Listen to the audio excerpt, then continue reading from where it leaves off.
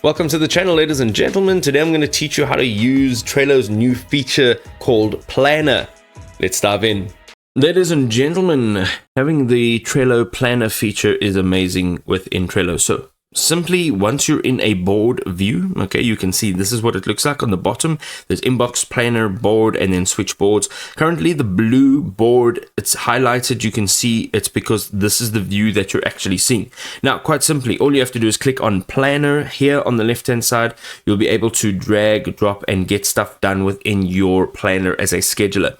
Go ahead and click on connect a calendar, and this can be a Google Calendar or an Outlook calendar. Let's go and click on Google Calendar, and here it will ask for permission to connect with your Google Calendar. So let's go ahead and let us first sign into our Atlassian account.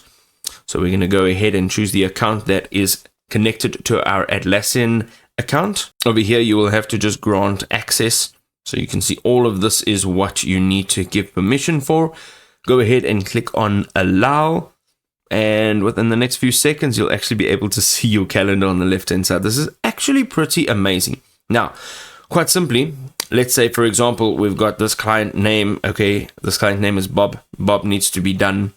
Let's just change our view over here. So we are in December 12th. Okay, and our settings, we can select a calendar range as well, and we can just disconnect our calendar.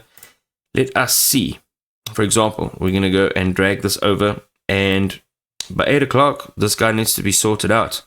It's quite simple as that. And if you click on this, you'll actually see all the all the card details. So you can actually see client name description. All right, so that'll have to be filled in.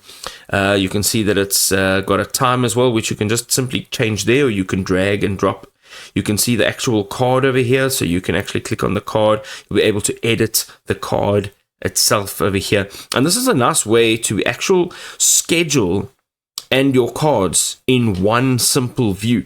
And if you want to just drop this view, you can just simply click on the planner. It will remove that. If you're clicking on the planner and you're clicking on the board, it'll remove the board, and you can actually see what is happening on your planner over here, which I think is absolutely amazing.